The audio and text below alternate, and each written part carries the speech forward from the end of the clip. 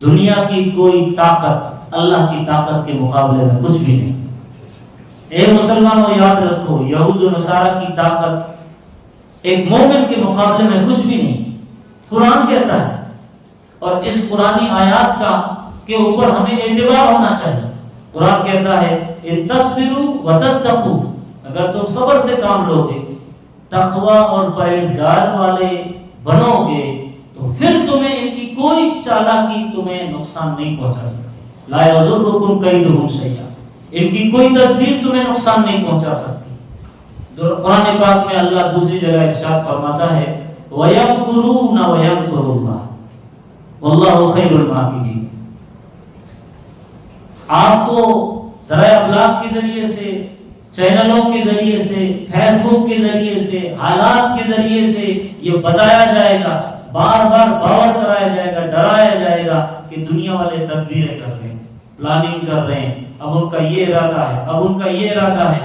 اس وقت آپ کے دل میں قرآن کی اگلی آیت بھی یاد رہنی چاہیے، مستحضر رہنی چاہیے، دماغ میں پکی رہنی چاہیے کہ اللہ بھی تدبیر کر رہا ہے۔ اللہ ساتھ میں دونوں جملوں کو ایک ساتھ کہتا ہے، جیسے ایک مسلمان کہتا ہے لا الہ الا اللہ، لا الہ کوئی کہہ دے الا اللہ نہ کہے مسلمان نہیں ہو سکتا، لا الہ الا اللہ کہہ دے محمد رسول اللہ نہ کہے مسلمان نہیں ہو سکتا۔ آدھی ادھوری بات سے بات پوری نہیں ہوتی۔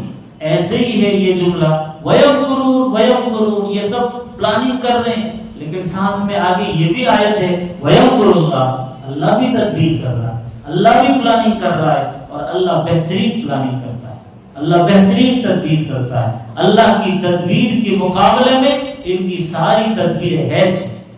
قرآن دوسری طرف کہتا ہے جب ہجرت ہو رہی تھی، اللہ کے نبی علیہ السلام کے خلاف دارالندوہ کے اندر پلاننگ جاری تھی، ایک فرشتہ آتا ہے نبی سے کہتا ہے وَإِذْ يَمْكُرُ بِكَ الَّذِينَ كَفَرُوا لِيُثْبِتُوكَ أَوْ يَقْتُلُوكَ أَوْ يُخْرِجُوكَ۔ اے نبی، یہ لوگ ادھر سازشیں رچ رہے ہیں کہ آپ کو یا تو باندھ کے ڈال دیا جائے، یا آپ کو قتل کر دیا جائے، یا آپ کو شہر سے نکال دیا جائے۔ ادھر یہ پلاننگ کر رہے تھے، ادھر اللہ نے ان کی پلاننگ کو نبی پر کھول دیا، راز کو افشا کر دیا۔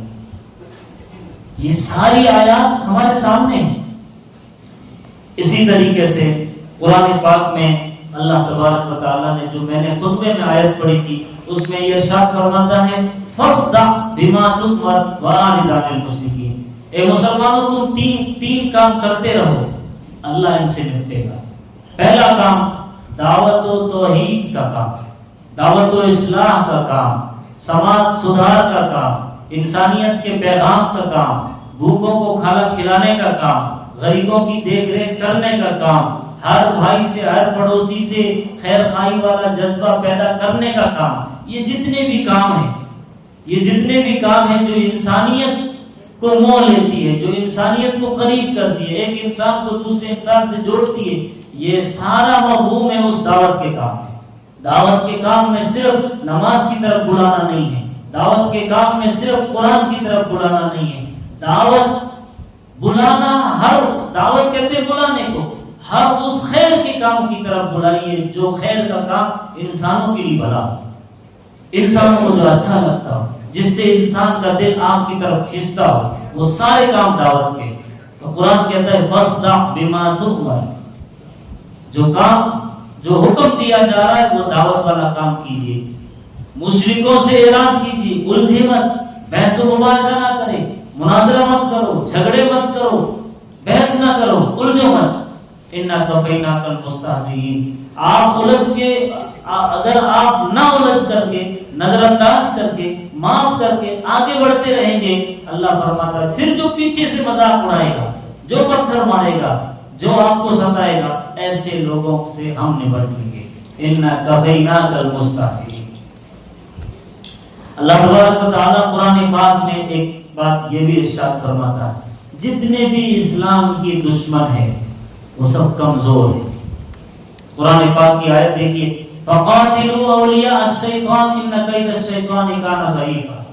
جتنے بھی شیطان کے دوست ہیں، جتنے بھی شیطان کے کارندے ہیں، جتنے بھی شیطانی فوج ہیں، وہ دکھنے میں ڈیڈول میں باڈی گارڈز کو لے کر اور بہت ساری طاقتوں کو لے کر چلتے ہیں، دکھنے میں ایسا لگتا ہے کہ بہت بڑی طاقت ہے، لیکن اندر سے کھوکھلے ہوتے ہیں، اندر سے کمزور ہوتے ہیں۔ اللہ فرماتا ہے تم مقابلہ کرو، تم دو بدو جواب دو، تم حق کو پہنچاؤ، حق ان کے کان تک ڈال دو، تو جو بھی باطل ہوگا وہ چلا جائے گا، جو بھی باطل ہوگا وہ مٹ جائے گا، جو بھی باطل ہوگا وہ ختم ہو جائے گا۔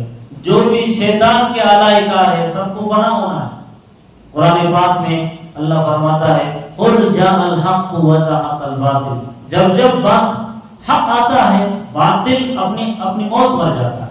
قل جاء الحق وزهق الباطل ان الباطل كان زهوقا، اور باطل کا کام ہی ہے مٹنا، ختم ہونا، فنا ہونا۔ حق کا کام ہے پروان چڑھنا، بلند ہونا اور سر چڑھ کے بولنا۔ اللہ تبارک و تعالیٰ قرآن پاک میں ایک جگہ اور ارشاد فرماتا ہے انما ذالکم الشیطان یخوف اولیاء، یہ جتنے بھی شیطان کے دوست ہیں سب یہ کہتے ہیں کہ ڈرو ہم سے۔ اس وقت اللہ کہتا ہے وخافونی، مجھ سے ڈرو اگر تم مومن۔ قرآن پاک میں اللہ دوسری جگہ ارشاد فرماتا ہے اے مسلمانوں یاد رکھو جتنی بھی دشمن جماعتیں ہیں وہ دکھنے میں ایک جٹ نظر آتی ہے، لیکن حقیقت میں ان کے دل پھٹے ہوئے ہیں، حقیقت میں ان کے دل منتشر ہیں۔ وہ جو آپ ایک نہیں ہوتے، وہ جو آپ میں کمزوری ہے، اس وجہ سے تمہیں لگتا ہے کہ سب ایک جٹ ہیں۔ وقلوبہم شتیٰ، ان کے دل بکھرے ہوئے ہیں۔